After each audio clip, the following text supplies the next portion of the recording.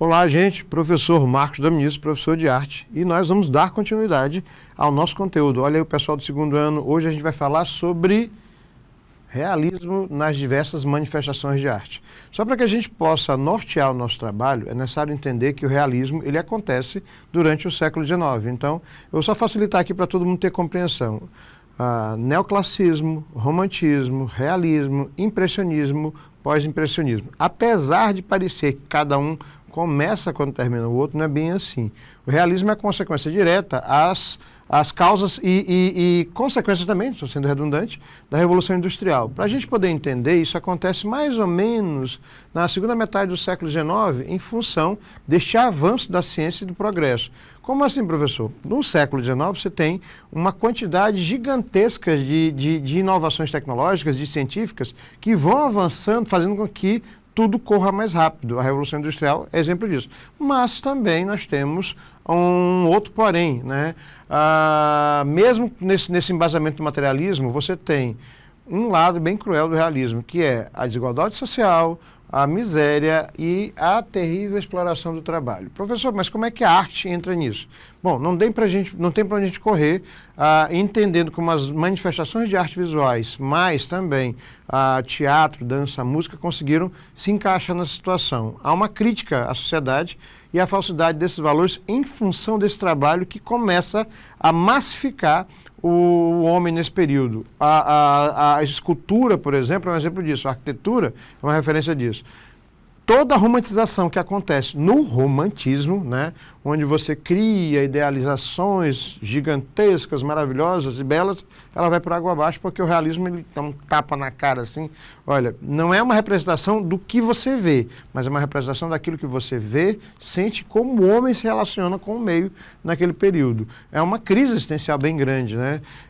Essa ideia da arte sendo uma coisa simplesmente esteticamente romantizada, ela vai por água abaixo em função dessa nova massificação do processo realista, que é um tapa na cara, não tem para onde correr. Professor, e isso na prática? Bom, vamos começar pela arquitetura para vocês entenderem como a mudança é muito grande. O ferro e o vidro passam a ser materiais industriais. E em função dessa estrutura, ou melhor, literalmente desse processo científico de engenharia, toda a estrutura de como se constrói é modificada. Esse aqui é o Palácio de Cristal, né, foi idealizado pelo Joseph Paxton em 1851, e ele é um exemplo de que tanto o ferro quanto o vidro, que eram materiais só de acessórios, de acabamentos, eles passam a ser materiais literalmente estruturais. E aí, meu amigo, a coisa muda de figura gigantescamente, né? Esse ferro e esse vidro passam a ser utilizados de forma industrial. Resultado disso, as cidades começam a verticalizar, né? O ferro fundido, inicialmente, é uma coisa grotesca. E aí eu vou mostrar para vocês o que foi a piada no final do século XIX. E aí as pessoas começam a cobrir esse ferro que é visível como se fossem colunas coríntias, igualmente ao que se fazia no neoclassicismo, na arquitetura do neoclassicismo. Mas também surgem outras estruturas que vão aumentar este processo de qualidade de vida, de industrialização e de avanço tecnológico. Pontes, estradas de ferro, galpões gigantes, onde esse ferro passa a ser aparente. Pronto, está aqui a nossa piada e o nosso elemento mais belo do realismo. Como assim, professor? A Torre Eiffel, né, produzida e idealizada por Gustave Eiffel, era uma gigantesca escultura para simplesmente provar de que o ferro podia ganhar extremas alturas. A Torre Eiffel tem 300 metros de altura e ela se localiza no Campo de Marte, em Paris, mas o objetivo é que ela fosse demolida, olha que loucura, que ela fosse demolida depois do uso. Bom, a gente já sabe que demolida não foi, e a Torre Eiffel é um exemplo do que Paris tem de melhor. E o objetivo, tanto do ferro quanto do vidro, era criar esses novos processos de engenharia. Atenção do que eu estou falando, engenharia. Nesse caso, a arte ela vai ter que se desdobrar em função dessa nova engenharia de novos materiais. Aí você tem uma situação social de residências e de construções, de monumentos completamente diferentes. Arranha-céus, casas mais funcionais e palácios menos suntuosos. Nada de palácios, casas gigantescas que aconteceu no romantismo ou no realismo, né? E aí ela começa também a variar nessa forma de representação visual. A pintura, por exemplo. No realismo, no romantismo, perdão, a pintura idealizava anjos, idealizava sonhos, idealizava acontecimentos, criava falsas narrativas em função da estética final e do efeito catártico que isso podia causar no observador. Já no realismo é diferente. Não é uma fotografia, mesmo sabendo que a fotografia surge nesse mesmo período, no final do século XIX, e vai se popularizar no século XX.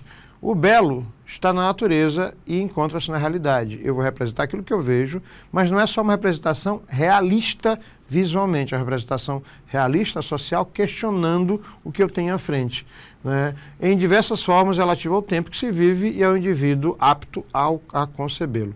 Não existe escola de arte, só existem pintores. Ele é o homem, ele é a pessoa, ele é a figura mais importante. É dele que sai esse processo de produção e criação.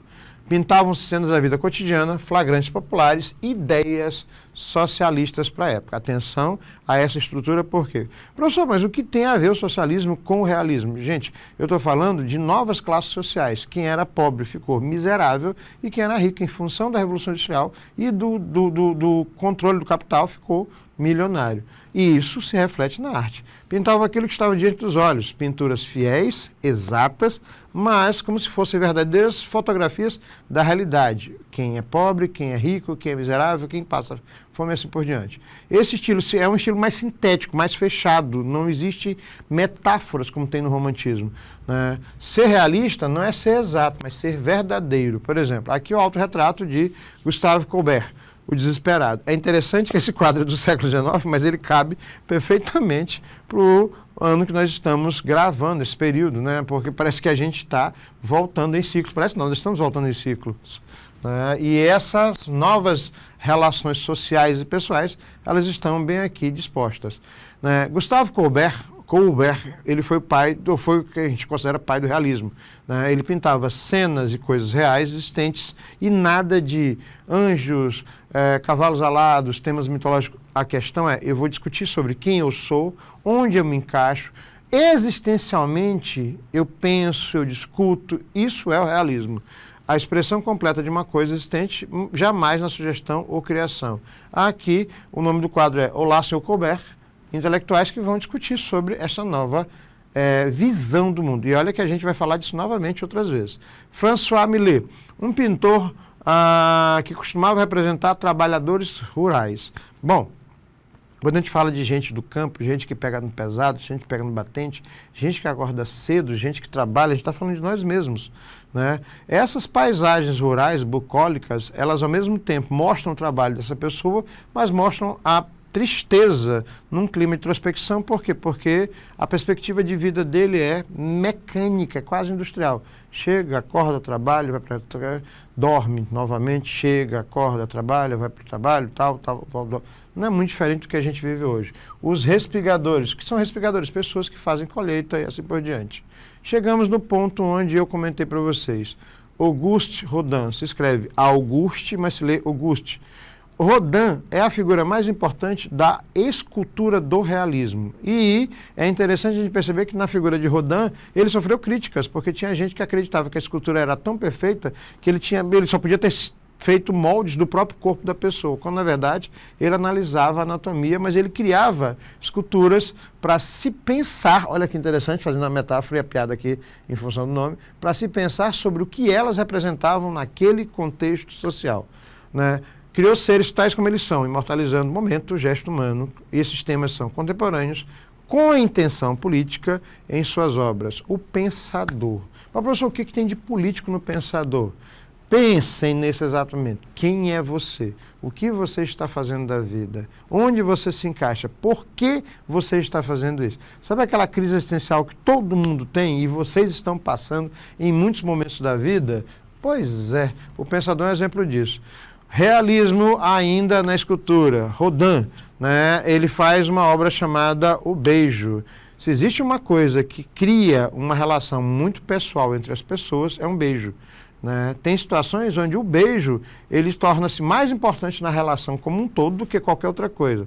Obedeça à natureza e nunca finja comandá-la. O beijo é uma relação tão pessoal que em algumas profissões que são antigas, que eu não vou citar agora, perdão, o beijo passa a ser um gatilho, né? E aí a gente vai pensar sobre isso. Vamos fazer um exercitando? A obra abaixo, ou melhor, ao lado, é conhecido como a Idade do Bronze. E isso tem uma metáfora e tem um motivo para ter esse título. O corpo em movimento apresenta um nu inusitado, mais estilizado, expressando os sentimentos internos e contemporâneos através da mobilidade dos músculos, e é de autoria do maior escultor do século XIX. Esse escultor foi acusado de plágio e mediocridade, e em função dessa crítica, ele evoluiu para uma escultura incompleta para provar que a obra era dele, mais inovadora, considerado pelos estudiosos atualmente como a base da escultura modernista. A gente está falando, é claro, de Auguste Rodin. Professor, mas o que tem a ver essa escultura que o senhor acabou de falar? Bom, o título da escultura é a Idade do Bronze. A Idade do Bronze é justamente um período onde você marca a Revolução Industrial. Algumas profissões foram sumindo para que outras aparecessem. O artesão é o primeiro que some. Então a Idade do Bronze é um momento de pensar sobre quem é este homem nesse novo processo e onde ele se encaixa. A gente passou recentemente, ainda está passando por mais uma, né? Que a Revolução começou pela tecnológica e hoje a gente está em função de inteligências artificiais. Quem é este homem numa nova realidade onde as IAs começam, né? Vou deixar vocês pensando sobre isso.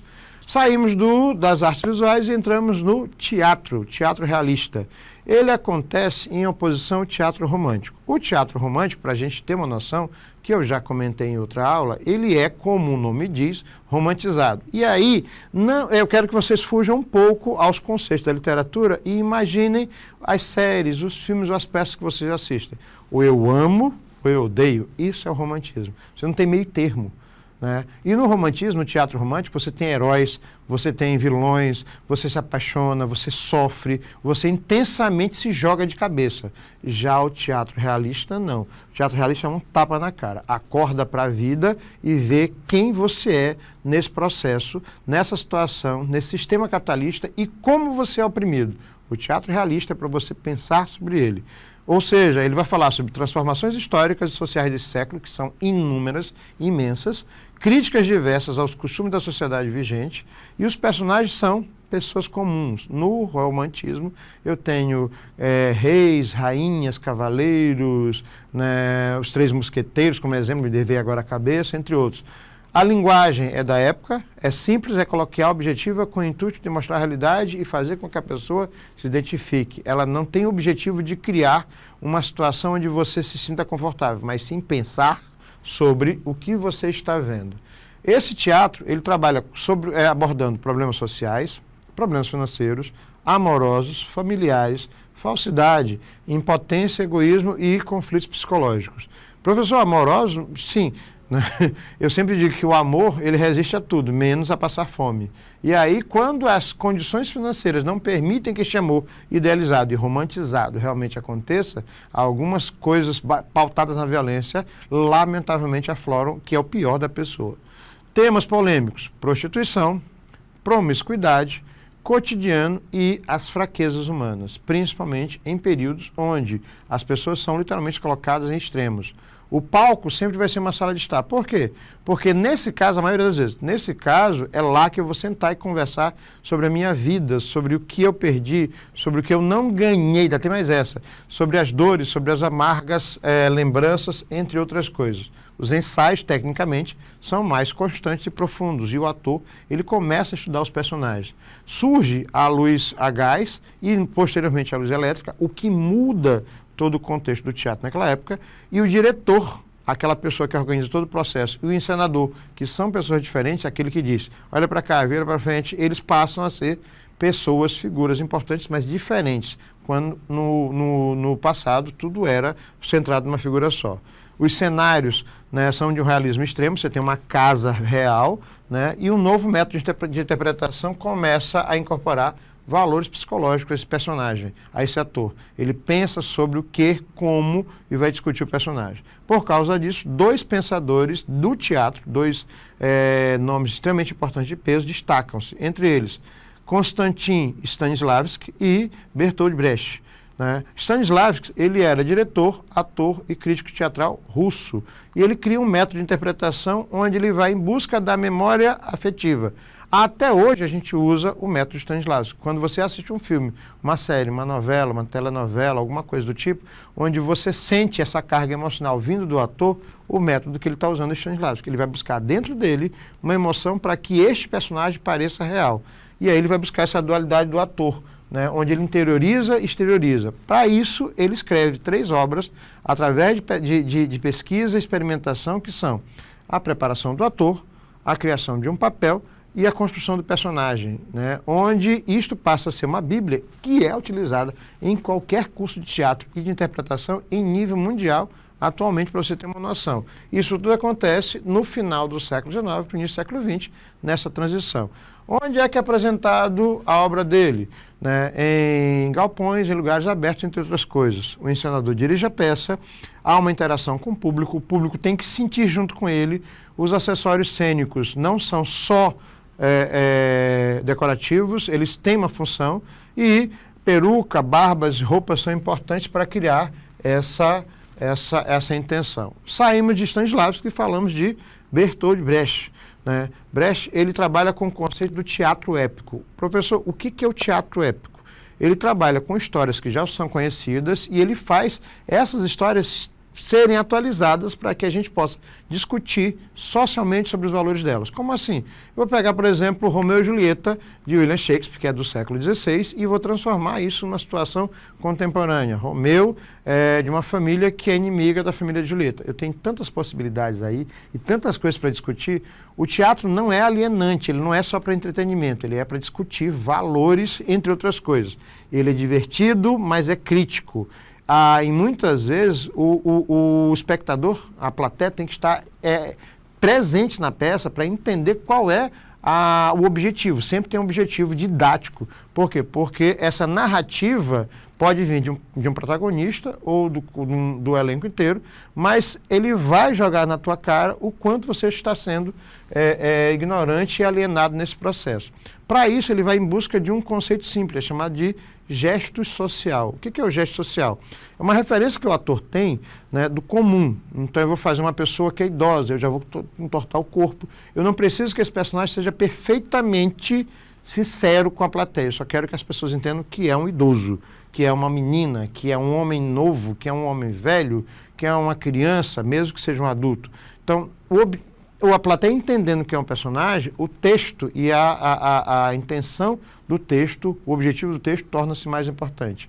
É um processo dialético entre o público e a arte, e todos os elementos presentes são importantes. O figurino, a roupa, a fala com o homem, e um recurso que foi utilizado na Grécia, mas voltou a ser utilizado com intensidade no teatro de Brecht, que é a quebra da quarta parede, onde o ator larga a cena e volta e fala com a plateia, explicando para a plateia aquilo que está acontecendo, ou em um tom mais bem-humorado, mais humorístico, ou em um tom sério. Mas essa quebra da quarta parede, inclusive, é utilizada no cinema também. Por isso que eu fiz um exercitando com vocês. Quando o ator, a atriz, fala diretamente com a plateia, essa técnica sai do teatro épico de Brecht para o cinema, usado em alguns filmes como Vivendo a Vida Adoidado, dos anos 80, Enola Holmes, que é um filme de adolescente bem interessante, divertidinho, Deadpool, que é um filme de super-heróis, Fleabag, que é uma série, Chaves, né, que é a série que vocês conhecem, chama-se, deixa eu passar aqui, Quebra da Quarta Parede. Eu coloquei o Deadpool porque talvez para algum de vocês seja a maior referência, né, porque ele vem e fala com a plateia.